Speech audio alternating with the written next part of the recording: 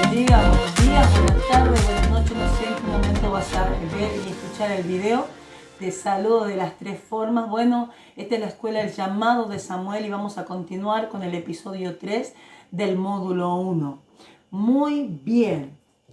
Vamos a terminar con esta parte en Primera de Pedro 2:9. Ustedes saben lo que dice, ¿sí? Mas vosotros sois linaje escogido, real sacerdocio, nación santa, pueblo adquirido por Dios. ¿Sí? Esa palabra la recibimos todos. ¿Por qué? Porque en el momento que se rasgó el velo del templo, todos podemos entrar en la presencia del Señor. Pero, atenti, tenemos que tener los requisitos para poder entrar al lugar santísimo, que es a la presencia de Dios. Mire, usted se pone a adorar a Dios, usted clama a Él, automáticamente se abre una puerta espiritual y ya está en el tercer cielo, en la cámara secreta de Dios, porque esto tiene que ver con intimidad, ¿sí? Pero los requisitos son los mismos que en el Antiguo Testamento, la santidad, porque sin santidad nadie, que dice, verá. Está hablando de ver, de uno de los sentidos, de poder disfrutar de su grandeza y de ver la magnitud de lo que es Dios.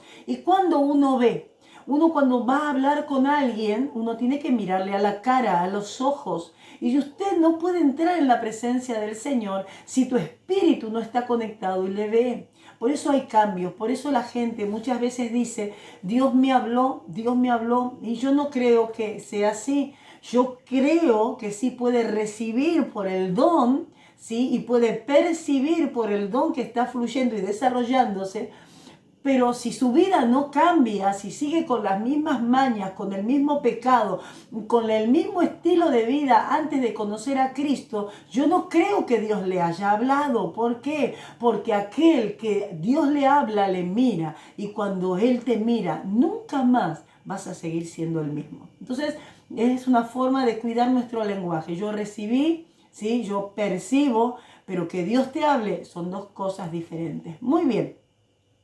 Ustedes saben que esta promesa la tenemos a partir de Jesucristo, ¿sí? En Primera de Pedro 2:9.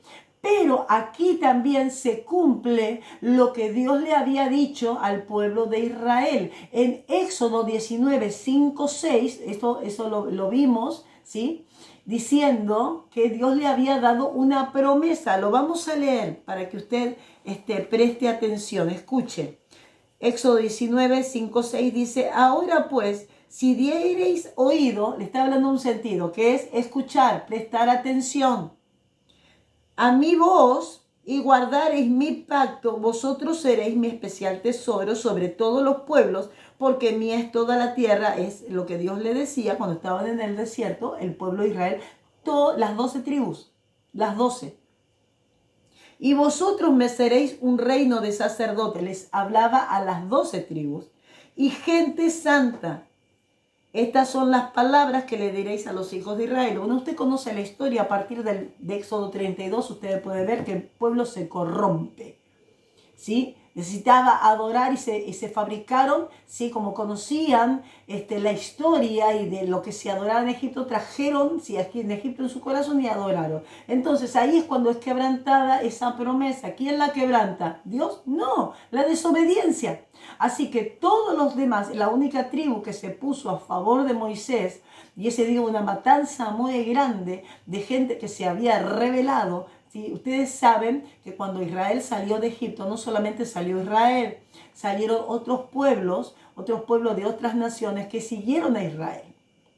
Los extranjeros estaban en el desierto. Los extranjeros se comieron los 40 años también. Dentro del pueblo de Israel. Entonces fueron corrompidos porque ellos también, los israelitas, escuchaban las voces de estos extranjeros también. Entonces, ¿quién rompe este pacto? No lo rompió Dios, lo rompió el hombre, ¿sí? Los israelitas, porque esta promesa del sacerdocio era para todos.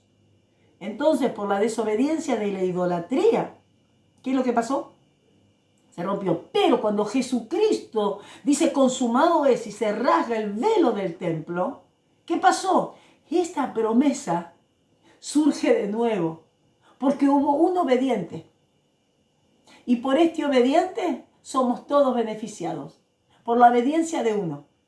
todos tenemos la bendición de entrar. Así que todos ahora, todos podemos entrar. Esa promesa sigue vigente.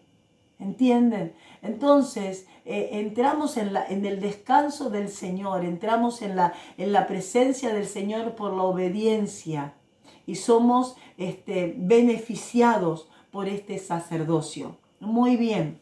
Entonces, nosotros nos podemos encontrar, vamos a buscar San Marcos 16:15. Aquí vamos a ver este evangelio, qué es lo que dice. Somos anunciadores, somos atalayas, dice así: id por todo el mundo y predicad el evangelio a toda criatura. Preste atención, dice id por todo el mundo. No dice ir por todo el planeta, no dice ir por toda la tierra, dice por el mundo. Tiene que ver con el planeta y tiene que ver con los países.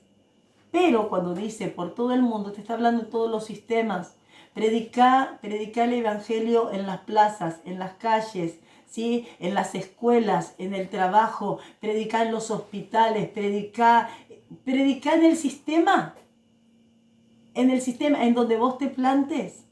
Muchas veces la gente dice, estoy trabajando en medio de estos mundanos maleducados que hablan cosas que no van, y yo le estoy pidiendo a Dios salir de ese lugar porque no es mi lugar.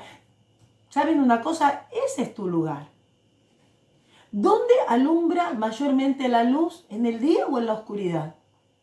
Entonces, si estás plagado, ¿sí?, de gente mundana, de gente bárbara, de gente maleducada, ese es tu lugar, porque vos marcas la diferencia.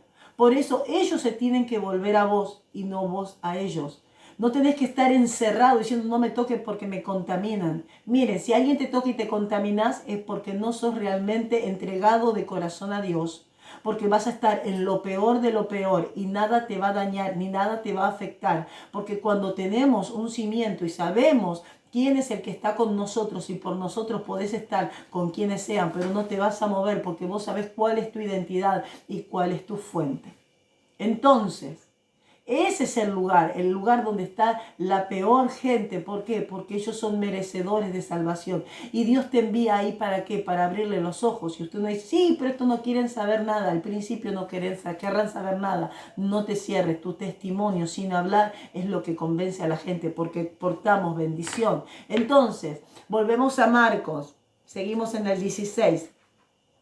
Perdón, el 15 dice, predicad a toda criatura. A toda criatura. ¿Qué es toda criatura? El que entiende, el que no entiende, el que cree, el que no cree, el que sabe, el que no sabe. A todos. Al niño, al grande, al anciano. A todos. El 16 dice, el que creyere y fuere bautizado será salvo, mas el que no creyere será condenado. O sea, usted creyó, se tiene que bautizar. El que cree se tiene que bautizar.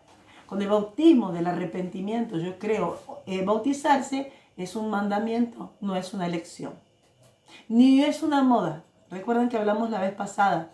Muchas veces los padres dicen, ay, mi hijo ya cumple años, se tiene que bautizar, se tiene que bautizar. No, hermanos, no empuje, instruye a su hijo. Y su hijo tiene que decidir. Si usted le enseñó bien, va a decidir bien. Pero usted no decide si se bautiza o no. Es el niño quien decide si se bautiza o no. ¿Y por qué? Porque le ponemos sobre los hombros una responsabilidad. Porque muchas veces los hijos hacen lo que dicen los padres, pero no quieren saber nada con el Señor. ¿Y saben por qué no quieren saber nada con el Señor? Porque tu familia y la familia de la gente que dice, pongo un ejemplo de usted, porque le estoy hablando a usted, porque muchas veces en nuestra casa no está el testimonio que realmente nuestros hijos necesitan para que sepamos que la palabra es eficaz y es veraz. ¿Entienden? Entonces nuestros hijos son nuestro reflejo, muchas veces. Entonces, dice, y el que no creyere, y si se bautiza, ¿qué dice ahí? Que ya es condenado. Entonces, ¿qué es lo que me condena? El no creer en Cristo. El no creer que Él es Dios. El no creer que vino en carne. El no creer que Él es el Dios invisible. El no creer que Él murió en la cruz del Calvario. Eso me condena. Y eso es lo que me hace no salvo. Seguimos, dice, y estas señales seguirán a los que creen. Fíjense, muchas veces uno dice, ay, pero ¿por qué si los católicos o quienes sean fueron y se les hizo un milagro. Eso fue el diablo. Y muchas veces quizás sí y otras veces no. ¿Qué dice ahí? El que cree. Y estas señales seguirán a los que creen. Porque para el que cree, todo es posible. Todo es posible. Entonces, ustedes, si hay un corazón que le cree, el Señor lo hace. El Señor lo ejecuta. Porque la fe mueve la mano de Dios. Dice, y estas señales seguirán a los que creen. En mi nombre echarán fuera demonios. En el nombre de Jesucristo. Y hablarán nuevas lenguas, otros idiomas. Y el idioma de nuestra nación es el hablar en lenguas, es el idioma espiritual, es el idioma con que nosotros nos comunicamos con Dios. La palabra de Dios dice que hablamos misterios. Y es impresionante porque hay una de las formas que dice el apóstol Pablo que necesitamos orar por interpretación. Intérprete. Usted habla en lengua pero no entiende lo que dice. Y eso es un problema. ¿Sí? Porque tu espíritu se está comunicando. Entonces, si yo tengo este idioma, yo tengo que saber qué es lo que mi espíritu le está diciendo. Y esto tiene que ver con entrega, esto tiene que ver con instrucción, esto tiene que ver con oración, esto tiene que ver con obediencia. Y Dios te está desafiando a que le creas y te tires de cabeza, porque el Señor te va a sostener. Es un tiempo de experimentar lo invisible para que se haga visible en usted. 18. Tomarán en las manos serpientes y si bebieren cosas mortíferas no les hará daño. Sobre las manos podrán sobre los enfermos pondrán sus manos y sanarán. Así que, mi querido, acá te está hablando de tomarán en sus manos serpientes, ¿no? Bueno, en aquellos tiempos eran muy conocidos, vivían en una zona desértica donde había muchas serpientes y picaban a la gente, pero no solamente te está hablando de algo natural, sino también de algo espiritual y de alguna peste que puede andar rondeando donde vos vivís o donde vos morás. Entonces nada te va a hacer daño. Y así alguien te traiga algo envenenado para matarte, no te va a hacer. Es tan importante bendecir lo que ingerimos, porque no comemos nosotros, estamos alimentando el templo de Dios. Y nada inmundo entra, así que si alguien te trae algo con mala intención, créeme que en vos se va a convertir en vitaminas, proteínas e hierro. Y hay algo muy importante que dice, pondrán las manos sobre los enfermos. Ustedes se dan cuenta que a veces dice traen los enfermos. ¿Y qué es poner la mano? Te ponen una cantidad de personas enfermas, ¿qué es? Tocarlos. Eso es poner la mano. Poner una mano. Nosotros metemos la mano y comenzamos a orar y lo empujamos y lo hundimos porque la oración. Sí, no es que está mal. Pero la palabra es sencilla, dice, pon tu mano y serás sano. ¿Vos crees? Y así se hace. El evangelio es práctico porque se practica, porque se vive, porque se siente y usted lo tiene que experimentar. Seguimos.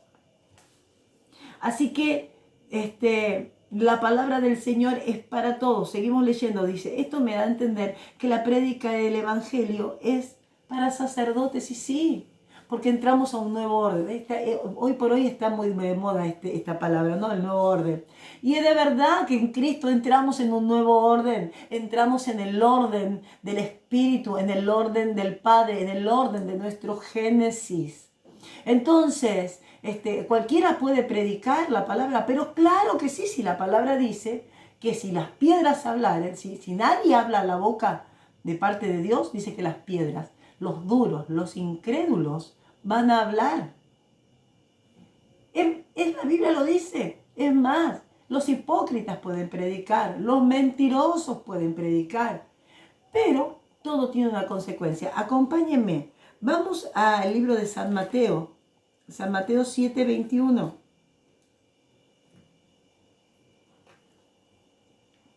Dice así la palabra del Señor. No todo aquel que me dice, Señor, Señor, entrará en el reino de los cielos, sino el que hace la voluntad de mi Padre que está en los cielos. Muchos me dirán en aquel día, Señor, Señor, ¿no profetizamos en tu nombre? Y en tu nombre echamos fuera demonios, y en tu nombre hicimos muchos milagros. Y entonces les declararé, nunca os conocí. Apartaos de mí, hacedores de maldad. Cualquiera que me oye estas palabras y las hace, le compararé a un hombre prudente que edificó su casa sobre la roca. Entonces, ¿cualquiera puede predicar? Claro que sí. ¿Cualquiera puede entrar en la presencia? No. No, en la presencia entra gente santa. No gente perfecta, gente santa. Somos correctos, no perfectos. Vamos camino a la perfección, porque portamos la perfección. Por eso a veces nos incomodamos, porque queremos hacer algo y siempre nos sale mal, porque a veces parece que nos doblegamos, y peleamos contra nuestra propia naturaleza. Pero por supuesto que cualquiera puede predicar, cualquiera. Pero no cualquiera entra en la presencia de Dios. Y aquí había gente que tenía ministerios. ¿Sí? Uno de ellos es el ministerio profético, porque le dice, Señor, yo profeticé. Si no tenía el ministerio profético, tenía el don de la profecía muy fluido, porque profetizaba en nombre de quién. Ahora, recibía la profecía, porque discernía, es lo que te dije al principio. Mucha gente dice, Dios me habló, pero no cambia su estilo de vida, no deja el pecado, no deja sus costumbres, no deja sus mañas. Le sirve a otros, pero no nos sirve a nosotros mismos. Por eso necesitamos rever, por eso necesitamos nosotros todo el tiempo formatearnos y todo el tiempo meditar dentro nuestro, para poder meditar sobre la palabra y siempre compararnos con Cristo. No solamente eso, dice, no sané en tu nombre. Hubo sanidad, hubo milagros, ¿sí? Podemos ver o el don de sanidad o los evangelistas. Sin embargo, Dios dice, no te conozco. Pero lo hice en tu nombre, sí, está bien, pero yo no sé quién. ¿Por qué? ¿Por qué no lo conoce? Por falta de comunión.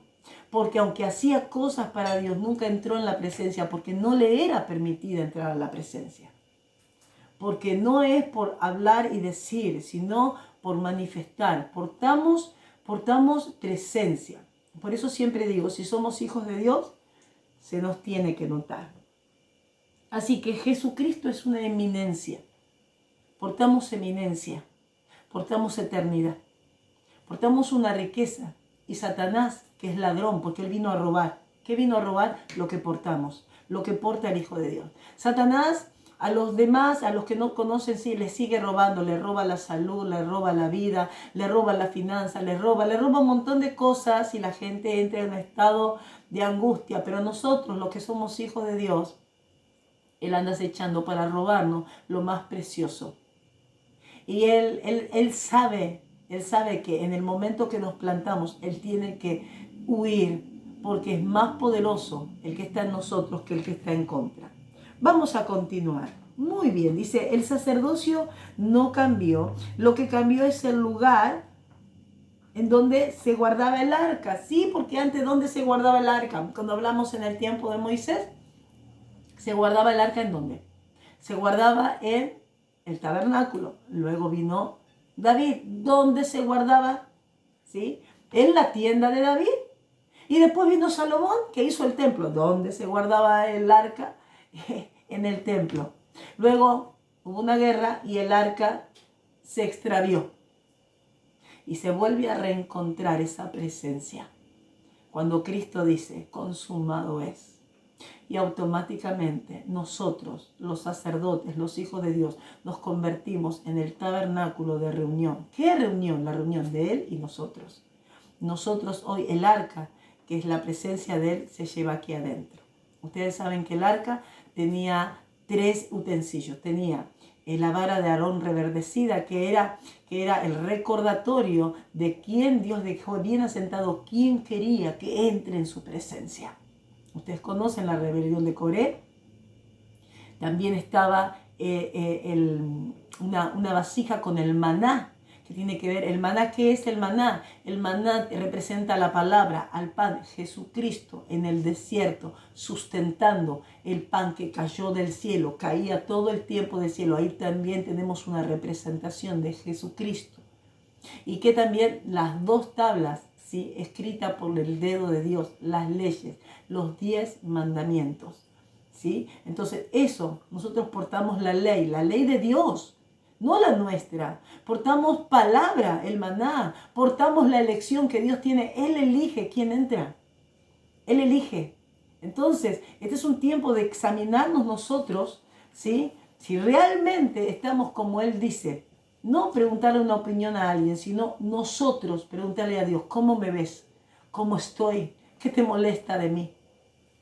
Muy bien, vamos a introducirnos en frutos, dones y ministerio, ¿sí? El tema 2. Ahora, yo no sé ustedes, pero generalmente en mi tiempo se enseñaba, cuando conocíamos a Cristo, lo primero que te cambiaban era la vestimenta, porque veníamos de una vida sin Cristo. Antes decía los mundanos, los que viven en el mundo, ¿no? En el sistema. Entonces, lo primero que entras a la iglesia, aceptabas, te cuento mi experiencia, a Cristo. ¿Y qué pasaba? Te cambiaban. Si usabas pantalones, no se usan más pantalones. Si te pintabas, ya no te pintas más. Si te teñías, ya no te teñís más. Si usabas aros, ya no te decoras. Si te despilabas, ya no te depilas más. Si usabas anillos, ya no te podías usar anillos. ¿Por qué? Porque a Dios no le gustaba. Esa es la explicación que me daban ahí. Te cambiaban externamente. Te cambiaban literalmente. Y estás en la iglesia, te metían al estudio bíblico y tenés que desarrollar tu ministerio. Y dale, porque vos tenés que ir a predicar, tenés que desarrollar tu ministerio. Y yo sé que lo hicieron con de todo corazón, pero nos enseñaron, a mí por lo menos, muy mal. ¿Por qué? Porque Dios no pide que yo desarrolle mi ministerio al principio, ni tampoco los dones. Dios quiere de mí los frutos. Entonces el orden es frutos.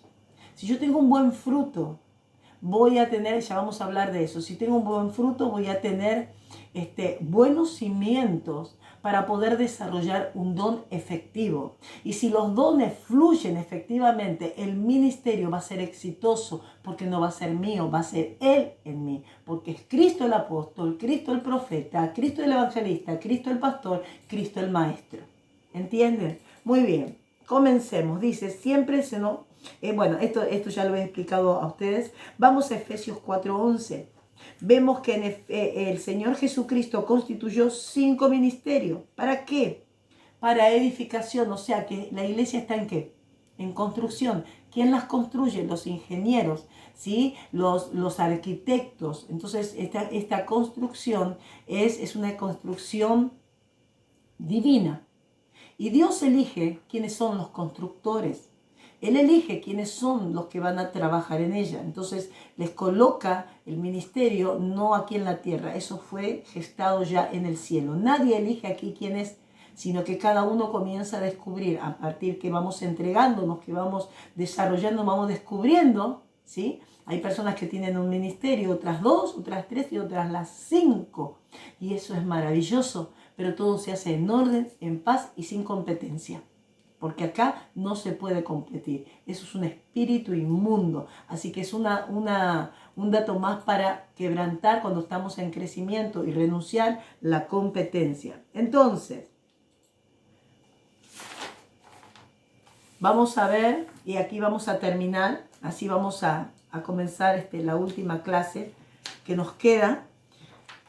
Segunda de Pedro 5:18, y ahí vamos a encontrar un ministerio antes de las de Cristo, el ministerio que Dios nos da, el ministerio que lo tenemos que poseer. Quizás nunca tengamos un ministerio de los de Cristo, ¿sí? Quizás no, pero este ministerio lo tienen todos. Absolutamente todo hijo de Dios, todo sacerdote tiene este ministerio. Y sin este ministerio no se podría desarrollar efectivamente los otros 5. Aunque sí se pueden desarrollar si usted quiere, pero el orden, en este caso, dice que el orden de los factores sí altera el producto. Dios le bendiga a cada uno de ustedes, que esta palabra sea trabajando dentro de usted. Yo lo bendigo en el nombre del Señor. Y queremos ver de verdad frutos, crecimientos, cambios, milagros. Queremos escuchar de su boca lo que Dios está haciendo en tu corazón, en tu mente, en tu familia y en todo lo que te rodea. Señor y Padre amado, yo te doy gracias. Te pido que tu Espíritu Santo esté ministrando a cada uno, que la presencia, la gracia y el poder sobrenatural de Dios siga desarrollándose en cada uno, porque eres tú mismo, Señor, en ellos. Esa es la edificación, que Cristo sea edificado en cada uno de sus hijos, y eso será veraz, será exitoso. Mi alma te alaba, mi alma te bendice. Que Dios les bendiga a cada uno de ustedes y nos encontramos en el próximo episodio.